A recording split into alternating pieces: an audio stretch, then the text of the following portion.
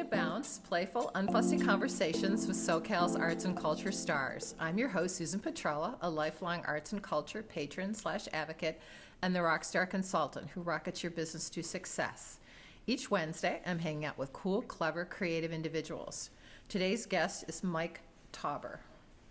Mike is a professional artist working in paint, ceramic tile, and cement relief, and we'll get to all of those. Much of his work is by commission, architectural in scale, and designed to be site-specific, and is often permanent.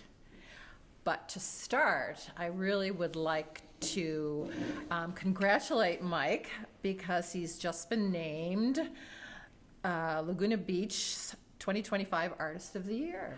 Wow. So tell us about that honor and what that means and how that all kind of came about. Well, to clarify, it's the Parade Artist of the Year. Oh, the Parade Artist of the Year. Yeah, so we have... Laguna Beach Parade, okay. Yeah, there's a lot of Artists of the Year in Laguna Beach, so this is for the Parade.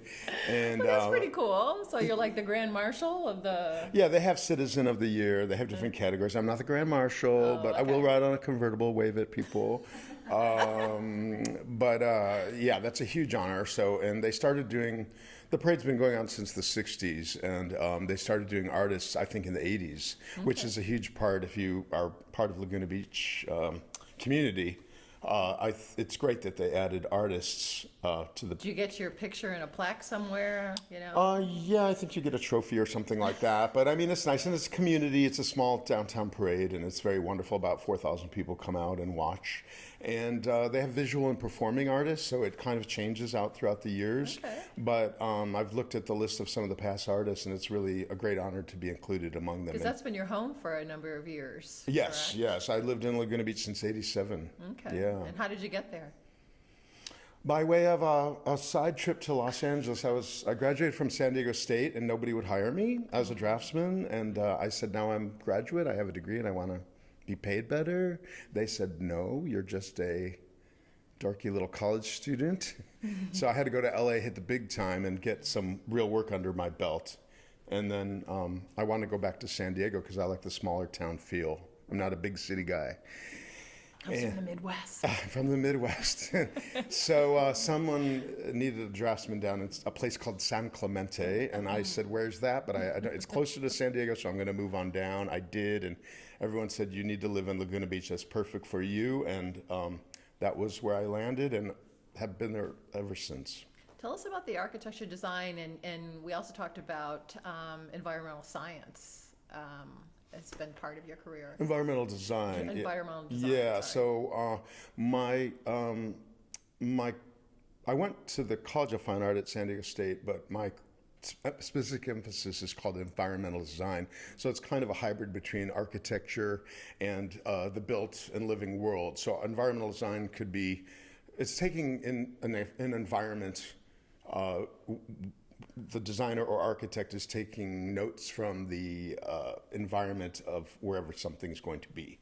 So if it's an art project that's site-specific, the artist, instead of just placing an art from a museum or gallery and placing it somewhere, a site-specific or environmental design, it takes into idea the context of where it's going to be shown.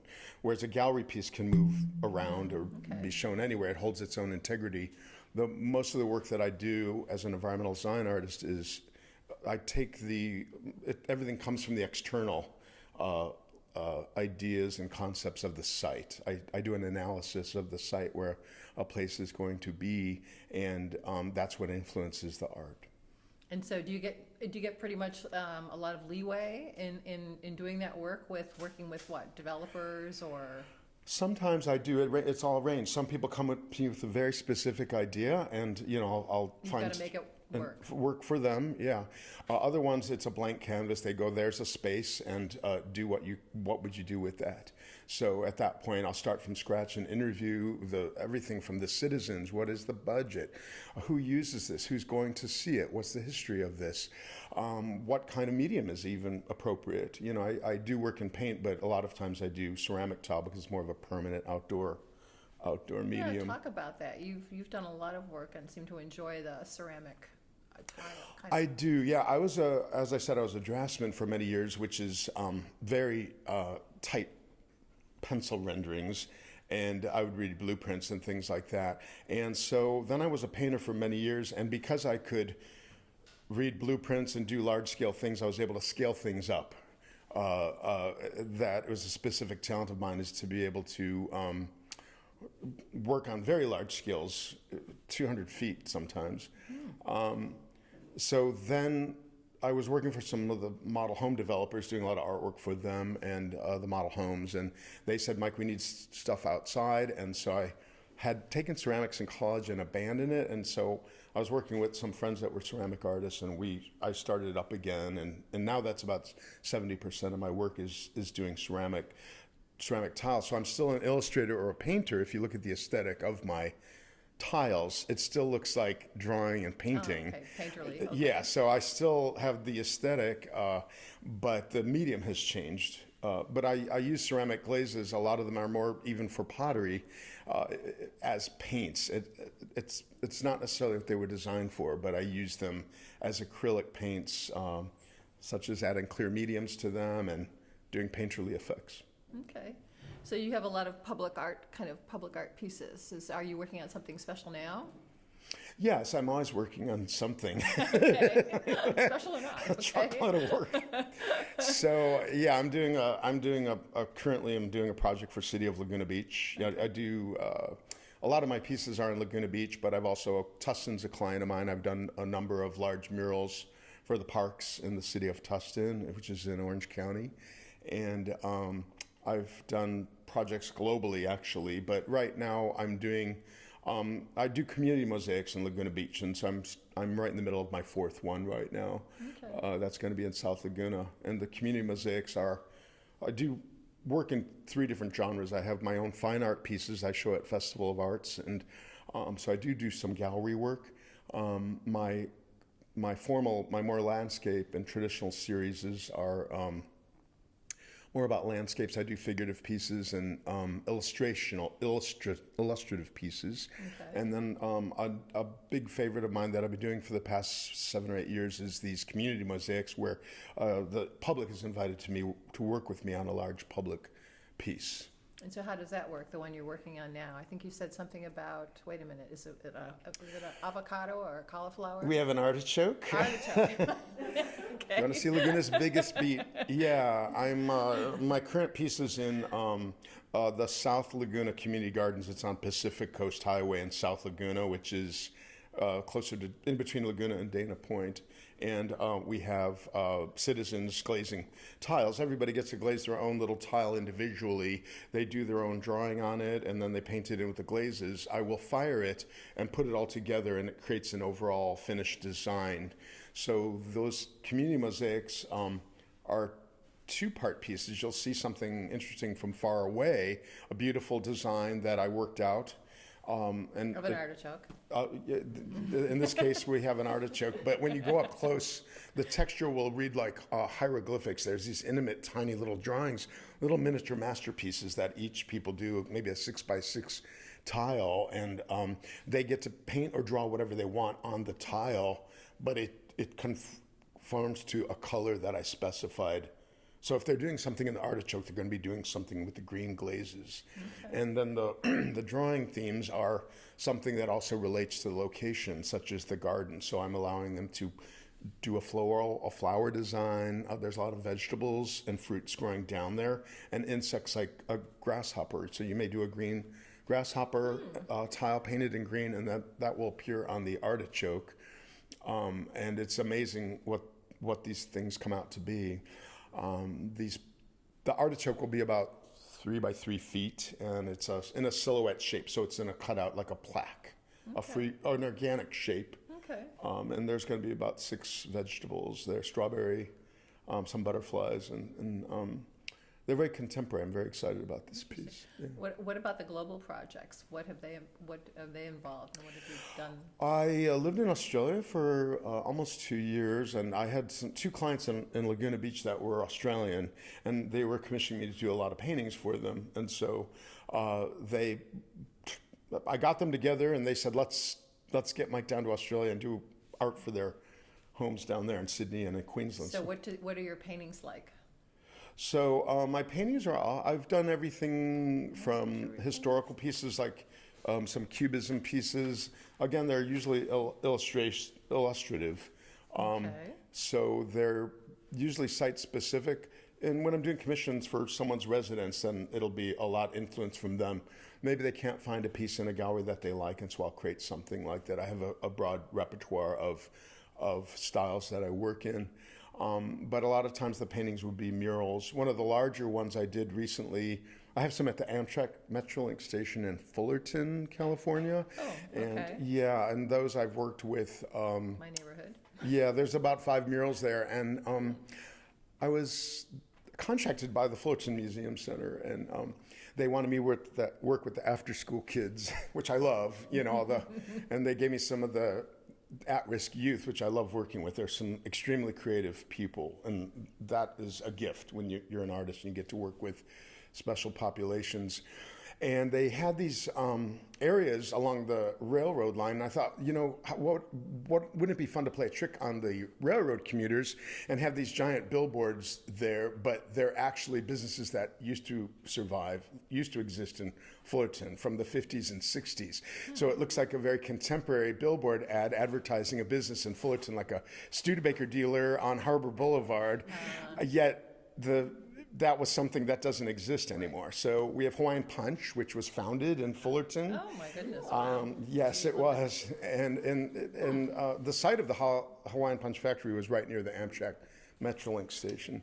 So we have, What do you know? trying to remember, we have the Studebaker car dealer, a store called Grant's, where all the kids would go after school to eat hot dogs at this store called Grant's that had a soda fountain or whatever. And so that was a painted project. That's an example of a painted project. The painted pieces are what we call temporary because they have a limited lifespan. Maybe they're only going to last 15 to 18 years based on if they're getting sun on them, or I use high quality outdoor paints and UV blockers and things like that, but they're considered Graffiti blocker? Yeah, none of my works have ever been graffitied. You haven't been but I graffitied, work with okay. graffiti artists. I invite them to work on my community mosaics. Oh, you do? And Okay. so I said, you could do your graffiti on a tile, and I love when that happens. So I think that the more we educate young people, especially teenagers, engage them in working in art, they feel a sense of ownership of it, and they're gonna not deface a piece of art because they're saying, hey, that's my artwork out there. And that's a huge a goal of mine is to work with as many youth as possible and get them to appreciate public art and be a part of it, and therefore they have a sense of ownership in it. And I think that's why a lot of people want to create graffiti, because they want to do art and express themselves. And the more we provide opportunities for them, such as Fullerton did, it's a win for all of us, and especially by highlighting them. We had a dedication at City Hall at Fullerton, and some of the parents came, and there was cheers in the audience, when these kids got up, and it's especially for me, it's just absolutely meaningful for me. Yeah. How does it work, getting back to the Australia? I mean, did you actually live with them or live somewhere else? I stayed in their house, and then I eventually got my own apartment because I got picked up by a lot of other. I did a cafe, and the Gold Coast is it's kind of like South Beach, Miami. It's like a commercial tourist place. So I did a nightclub called Cafe Manhattan. So they gave me a big window area, and I did the skyline of New York, because they wanted it to be Cafe Manhattan. Cafe is actually a name for a nightclub, a cocktail bar. It's not a coffee shop. So, and Cafe Rennie, I did all the art in this entire restaurant, and I worked with some Australian artists. I was on a special visa called Distinguish in the Arts, where you're bringing a certain talent in, and you agree to work with some of the Australian artists so that they can learn from you. Oh, okay. So because of my college credential and my resume, they felt that I would have this particular, it was on a working visa, sponsored by some my Australian clients. And I could have stayed there and moved there, there was so much work in Queensland. And so I did some gallery work down there in Sydney, and it just was really a successful experience, but I had to come back to this country to refresh my visa. Oh, and my lighting designer in Orange County was Brazilian. He said, "We're building a resort in Brazil. Would you come over there? We want you to do all the artwork in our." Did you get like another distinguished visa kind of? They artist came, kind and of I don't know how in Brazil, it was Rio de Janeiro, but they brought me down there for 4 months while they're building this bread and breakfast on the beach, and they just wanted me to come in and do everything from top to bottom. So I did exterior murals, I did some sculptural pieces in remember my degrees in environmental design, so I understand construction and things like that. So I was there for about 4 months, and I worked with a couple Brazilian artists also, who luckily I didn't speak Portuguese that well, so they spoke English, so I was lucky to be there. But that was again, I could have stayed there much longer, but I really lost track with where do I live and who am I? So you needed to come home to kind of like ground yourself again. I hadn't seen any relatives or friends, and Are your relatives here? I've lived in Southern California since San Diego State, so my relatives live in Illinois. I grew up in Illinois. Right. So all three of my brothers we all moved to other places. Two of us came to Laguna, and two of them ended up going back to Illinois. So I go to Chicago several times a year, one of my favorite cities. Yeah, I live in Chicago. And of course, I spend about 8 hours at the Art Institute out of my whole vacation, which is the Art Institute of Chicago is one of the most spectacular globally, believe it or not, right in Chicago. It's well, amazing. if you go into the Rice Building, I raised money for that. I was part of the development office that raised money to build the Rice Building. Wow, thank you. That's amazing. Well, many moons ago or whatever. Yeah. It was a very interesting position. Well, it's a destination, and if you're ever in Chicago, it's amazing. Yeah, it was interesting because they had never really tapped for capital gifts. They really had never tapped into their, ordinary members, families and individuals, and they were astounded, like with the money that they got for their capital campaign. It's like no one's ever done that again in any of the art museums that I've belonged to, and it's like, why not? Yeah, and the patrons want to support that. It's a win-win for everybody. And maybe not $10,000 over 5 years, but congratulations. It was pretty interesting. Yeah, it's a great legacy. Yeah, I love Chicago. So what's next? Are you going off anywhere around the globe? No, I don't have any. Well, if someone wants to call me, I have a current passport and I keep it ready. I'm showing at Festival of Arts at Pageant Masters in Laguna Beach, which is all summer. Do you usually do that every summer? I usually do, yeah, and that's where I have my fine art, my exhibit wall, and I'll have pieces smaller pieces like 4 by 5 foot tile paintings and 4 foot by 4 by 5 foot pieces I'm working on this summer. I'll have that's small. I was thinking like small. I have some smalls, yeah, but I have some small pieces. But I like to show a couple of large pieces there, and so I find that with my tile murals, my work is a little bit tight. So in terms of technique, my process is called cuerda seca. It's using dry wax lines, so it starts with a complete drawing, and then the glazing goes in, and that's the painterly process. Okay. And then they're fired. So what I'm always striving is for more accidental things. I find that like exotic glazes have salt crystals in them, and I like what happens to them in the kiln where they create these burns, and so I'm more into letting the glazes do what they want to do in the kiln and allow for more accident and experimentation, which helps me loosen up.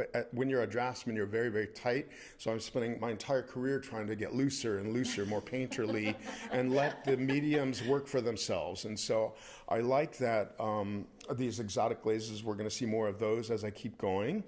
And even in a representational piece, I'm letting... So the glazes, do you study other, the Japanese have a whole, probably series of glazes that are very different than what you'd find maybe that are used here, I use commercial glazes that are from this country, and because of the limitations of my space, I can only have about 35 or 40 glazes. So on certain pieces, I'll get some... These are salt glazes, so they're pre-mixed at the manufacturers. Oh, interesting. But I have to learn how they work, and if I'll be doing a eucalyptus tree, a painting with a eucalyptus tree in it, for example, I'll put these salt glazes on the leaves because if they burn to look just like a eucalyptus leaf, and so you can let the glazes do the painting for you. And like my pieces at the taco stand in Laguna Beach, I did a seascape piece, and I use a lot of exotic glazes in there, and I like the way the burns look, and it's giving up control is what I'm always trying to do. I'm also experimenting more with doing plaques, which are silhouette and organic shaped pieces, like we talked about the artichoke, and so where they're, I would call them plaques, but they're in broken tile mosaics. I'm trying to move more away from just traditional painting and let the ceramics yourself take the go, lead a little right? bit more. Yeah, I always need to loosen up. I can't do it enough. How fun. How fun. Oh, okay. Let's see. What? Can I ask a question? Oh, sure. On record, can you talk about the tile pieces at the fish place? Crab cooker. Crab cooker. Oh, How did that come about? I've always wanted favorite. there you All go. right. An audience question. All right, so question from the audience is about a restaurant, a landmark restaurant in Newport Beach. It's called the Crab Cooker Restaurant. I ate it there once. Yeah. Yes, it's if you live in Orange County, you should really go to the Crab Cooker. It's on the Newport Peninsula near the Lido area, and it's been there since I think the 1940s. And so 1951. Oh, thank you. Yes, 51. Okay. But it's got, so it had to be remodeled back in 2019 or so, and because of some damage to the building. So the place and the owners wanted to, it's family owned, and the owners wanted to replicate it as close as they could to the original building, which is just a small little corner shack kind of feel. And the original one had tiles with crustaceans, and these were in the bathrooms, and all these little crustaceans, the types that they'll serve on your plate, So they were renovating, and they wanted to have that mid-century early vibe from the 1950s, and so they asked if I could recreate the crustacean tiles that would go in the bathroom. So my joke is, my art is in the toilet. My career's in the toilet. Yeah. My career's going into the toilet, So, but I did all these little tiles, and once I did the samples, they doubled or tripled the order, and they wanted them everywhere. So there's little mollusks and crabs, and there's about 30 or 40 of each of them. Are they raised? They're relief tiles, They're yeah. relief, so they're, okay, the cement relief they were These are ceramic relief, so it's an unusual thing. They gave me, because they did all the tiles in these commercial field tiles. They're like what's called subway tiles, and they're beveled. And so I actually did ceramic relief on top of them, and then fired that. So they had an actual, it's about not quite a quarter of an inch thick. And then on top of that, I painted them somewhat realistically. And so you could touch them. They're very thick relief, which I love when people touch. They like to touch the tile because it looks kind of 3D, and in this case they are. So we have crabs and shrimp and mussel and a little octopus, and there's like 7 or 8 little creatures on there. And you'll find them if you go to the loo when you are visiting the Crab Cooker. Okay. Think of me when you're doing your... And wash your hands. Any other questions from our audience about Mike's work? Do you have a studio that you work out of, and where is it?